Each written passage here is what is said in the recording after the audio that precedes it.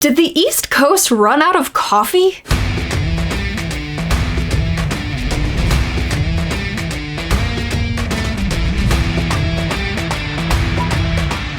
Welcome to From Center Ice. My name is Courtney, and once again, I am here to recap the night that was in the NHL's Stanley Cup playoffs. Tonight we had Game 2 between the Florida Panthers and the Tampa Bay Lightning, and Game 2 between the Colorado Avalanche and St. Louis Blues. Now, I was sitting around today and I was thinking, you know what, I should try to make these recap videos a bit shorter so I can get them out to you at a decent time instead of, 5 a.m. because these late night games are killing me over here. And what a perfect night to start that, because we started off with a snooze fest. Seriously, between what we've had so far between the Battle of Florida and what we had last night in Game 1 between the Carolina Hurricanes and the New York Rangers, honestly, is the East Coast out of coffee because they all look exhausted? Where is the energy? All 3 games out west so far have been so much better than the ones we have seen out east. And I guess that could be expected between Edmonton and Calgary, but we were told that the Battle of Florida would once again be very good. But so far, man, I'm struggling to get through it. Let me know if you are a fan of the Florida Panthers or the Tampa Bay Lightning. How are you feeling about these games? Are they boring to you? Maybe it's just me, but man,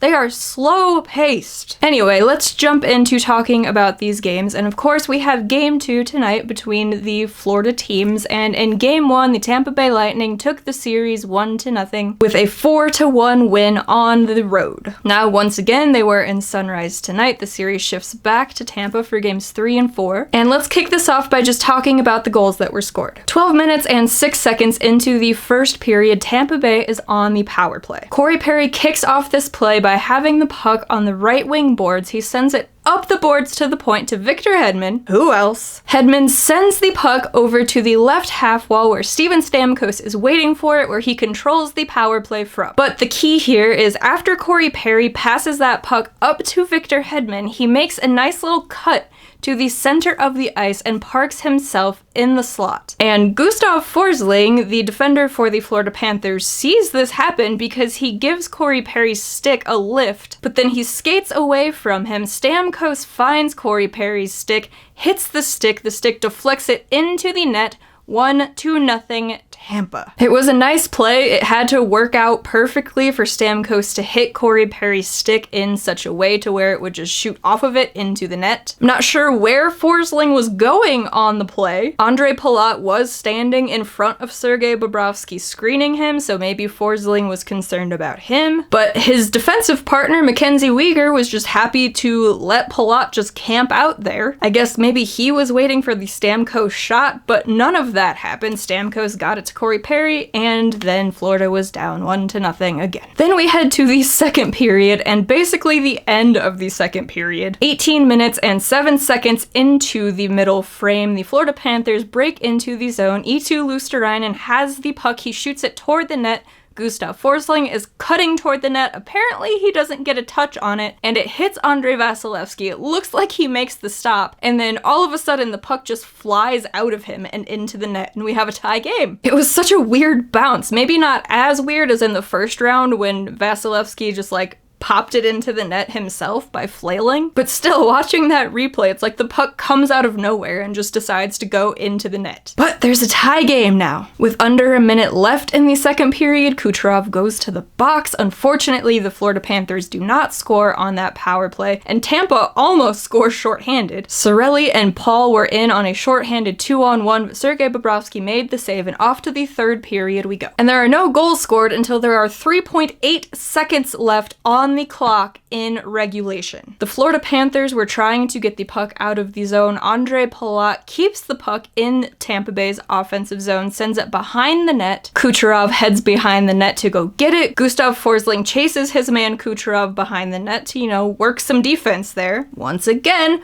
Forsling's defensive partner, Mackenzie Weegar, he's on the other side of the net and just decides to abandon post and also go behind the net. Now, if you have 2 defenders behind their own goaltender. Is that a recipe for success? Nope. It is not, because Ross Colton is all alone in front of Sergei Bobrovsky. Nikita Kucherov hits him with the pass. Colton just snipes it on Bob, and the game is 2-1 Tampa with 3.8 seconds left in the third period. And obviously that is how the game ends. So those were the goals that were scored in this game. And with the way that the game started, it looked like maybe we would get something a little different than what we had in game number 1. The Florida Panthers started their grinder line, and they did lay some hits, so there was a bit more energy. I guess maybe they drove out west and borrowed some coffee. But that intensity just started going down as the period went on. Somehow there were 45 hits in the first period. I think whoever was counting those was maybe a bit generous with that total. Tampa Bay also turned into a hockey team that was basically a bunch of parts duct taped together. Sergei left in the first period after getting hurt. Stamkos left a few times later in the game, once after blocking a shot, and then a skate seemed to hit him in the leg. Brandon Hagel blocked a shot and he went off. 2 trainers were walking him down the tunnel. He came back to the bench, but I don't think he took a regular shift after that. Meanwhile, the Florida Panthers had 4 power play chances in this game against a severely beat up Tampa Bay squad, and they still could not score. They have not scored a single power play goal in the playoffs so far. They are over 25. How did this team win the President's Trophy? Are they just overwhelmed because suddenly there's actually people rooting for them all around the country and they don't know what to do with the attention? They need peace and quiet to win games? They have to be injured. Huberdeau has to be injured. Barkov has to be injured. There is no other excuse for what is going on out there. Of course, the Tampa Bay Lightning know how to win games, and they have made some good defensive plays. And Andrei Vasilevskiy has made some stops. He hasn't really been challenged all that much. But aside from Tampa making good plays, the Panthers aren't challenging them. They're trying to force passes which are just easily getting picked off. It took until the second period tonight for them to get any sort of sustained offensive zone pressure. Meanwhile, Tampa's not playing very well either because, you know, they're a bunch of pieces of human duct taped together that look like a hockey team, but they're just taking advantage of the mistakes that the other team makes. They barely win this game 2-1, and then all of a sudden you're over here thinking the Florida Panthers aren't going to win a game in this series. That was not a dominant game, but somehow it feels hopeless. That is how bad the Florida Panthers are playing. Credit to Bobrovsky, he made some massive saves in this game. He tried his best to keep that team in this one. And he did, until Ross Colton was left all alone because Mackenzie Weegar forgot how to play defense in this game. And there really wasn't a whole lot Bob could do on that one. He had already used up his quota of miracles earlier in the game. He is getting 0 help. His team has scored 2 goals, and Vasilevskiy hasn't even needed to be great. So I don't even know how to fix this Panthers team. They did look a bit better there in the third period. They were getting some sort of an offensive push going. Their last power play of the game actually looked like an NHL power play. Unfortunately, they didn't score on it. Maybe that would have opened the dam. Maybe that's all they need. Maybe they just need to get that 1 power play goal and then they will turn it around and look like the President's Trophy winning team. But all season long, this Panthers team got down in games and then they would claw their way back. They were called the comeback cats for the longest time. So maybe that luck has just worn out. But they really aren't doing themselves any favors either. So they need to go to Tampa in game 3 and they need to come out like it's a do or die game. Because if the Panthers go down 3-0 in this series, it's gonna be over in 4. They already look demoralized. I can only imagine that would be worse if they were on the verge of being swept. So credit to Bobrovsky for trying trying to keep his team in it. Credit to Tampa for just waiting it out and taking advantage. This series is not living up to the hype so far, and I really wish the Washington Capitals had beat the Panthers because I feel like they could have at least made it somewhat exciting. We would at least probably see one Ovechkin goal on the power play. But woulda, coulda, shoulda, we have the Battle of Florida, and it is a snooze fest. So let's go out west for Game 2 between the Colorado Avalanche and the St. Louis Blues. Colorado won game number 1 in overtime off of a Josh Manson goal. So coming into tonight, the Blues were looking to tie up the series to send it back to St. Louis for games 3 and 4 split. If you recall, the Colorado Avalanche swept the St. Louis Blues last year in the playoffs, so they were definitely looking to not have that happen again. So let's start this one off by talking about the goals. And in the first period, there were none. So we go to the second period. 5 minutes and 45 seconds into the second period, Jordan Kyrou of the Blues breaks into the offensive zone down the right wing. He is one-on-one with Samuel Girard. Girard actually plays this pretty well. He's in between the puck and his goaltender. He didn't leave a huge gap for Kyrou to just skate around him and make him look silly. But when Kyrou takes the shot, it hits off of Girard's stick and just deflects with a horrible bounce for the Avs past Darcy Kuemper. 1-0 St. Louis again. Yep, if you missed the last one, Ryan O'Reilly opened the scoring for the Blues and made it 1-0 in that game as well. Also off of a bad bounce involving a Colorado Avalanche defender, but it didn't go off of him that time. Unfortunately, this one did. And then 19 minutes and 26 seconds into that second period, yep, with the period almost over, the St. Louis Blues were on a 5-on-3 power play. And just before this, Darcy Kuemper had made a huge stop to keep the game 1-0. Josh Manson had made a good defensive play to get the puck away from the side of the net so the Blues couldn't wrap it around and score far side on Kuemper. Unfortunately, on this play, David Perron has the puck on the left wing side in the face-off circle. He shoots the puck toward the net, and at first it looks like it just beats Darcy Kuemper clean on the stick side. But then you see the replay, and when David Perron takes the shot, Josh Manson in position to try to defend, it goes off of his stick and goes between Darcy Kuemper's body and arm. 2-0 Avalanche against Avalanche, or 2-0 St. Louis Blues, and both goals came off of the puck deflecting off of a defender's stick past Darcy Kuemper. That is some bad luck for the Avs right there. So we go to the third period, and now the Colorado Avalanche are on the power play. Although that power play came off of a very weak hooking call on Perron. Mikko Rantanen and Nathan MacKinnon had a great rush and chance in the offensive zone, and then all of a sudden the Avs are on the power play and everybody's like, where was the hook? But then they find the replay. It happened before they got in on tight on Jordan Binnington, but man, that was weak. That's probably let go over half the time. The officiating in these playoffs so far, just give us consistency. Why is that too much to ask? Anyway, the Colorado Avalanche are on the power play. Nathan MacKinnon controlling the power play from the left wing half wall. He sees Captain Gabriel Landeskog chilling behind the net, behind Jordan Binnington. He sends the puck down to him. Landeskog sees Mikko Rantanen on the right wing half wall, sends the puck up the boards to him. Mikko shoots it back to Landy. In comes Nazem Kadri. He's hanging out right in front of Jordan Binnington there in the bumper position. Landeskog tries to get the puck to him for an easy shot, but the puck never gets to Naz because it bounces off of Justin Falk, the defender